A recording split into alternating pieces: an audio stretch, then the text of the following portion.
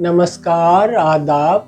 मैं आप सबका स्वागत करती हूँ कहानी रेहाना की ज़बानी में।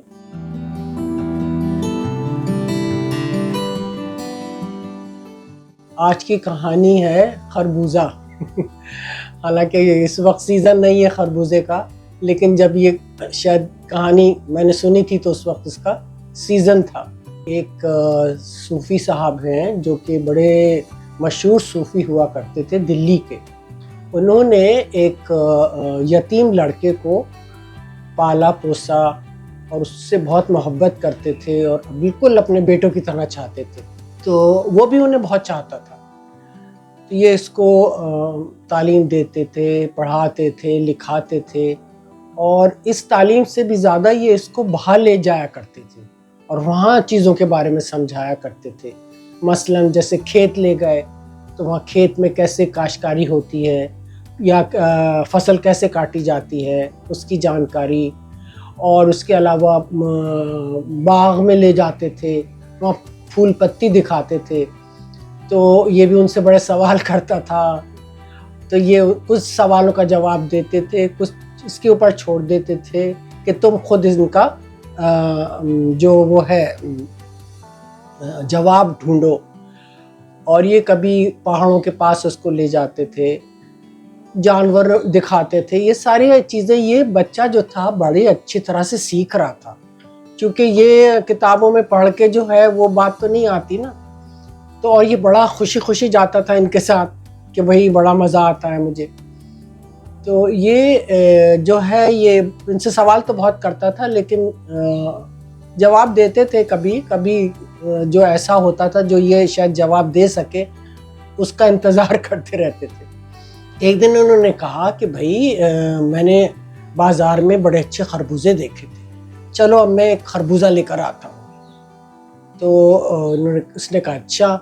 तो ये उस वक्त उनके साथ नहीं गया था, कुछ शायद काम कर रहा था ये। तो ये वहाँ से एक बड़ा सा खरबूजा लेके आए जो कि बड़ा खुशबूदार भी लग रहा था इनको। खैर अब ये आए उसको लेके और उन्होंने उस लड़के से कहा कि चलो जाओ जाके चाकू लेके आओ, हम दोनों से खाते हैं। तो इन्होंने काटना शुरू किया।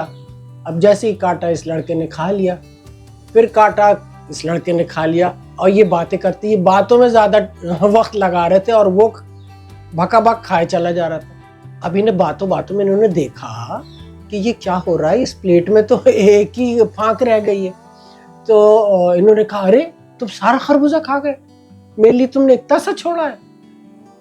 तो कहने लगा हाँ मुझे माफ़ करिएगा, मुझसे गलती हो गई। तो खैर फिर इन्होंने वो वाली फांक खाई। जैसे ही इन्होंने मुंह पे रखी, इतना कड़वा खरबूजा था कि उन्होंने थूकना शुरू कर दिया। उनकी हालत ख़राब हो गई और कहने लगे ये तुम कैसे खा रहे थे, ये तो इतना कड़वा खरबूजा है। तो ये कहने लगा कि मेरे लिए खरबूजे का कड़वा या मीठा होना इतना अहम नहीं है, मैं तो उन हाथों को देख रहा था जो इसको काट रहे थे, जिन्होंने मुझे क्या कुछ नहीं दिया, जिन्होंने मुझे तालीम दी, मुझे पाला पोसा और मुझे कितनी चीज़ें सिखाई। तो मैं इसकी कोई मुझे वो फिक्र नहीं है।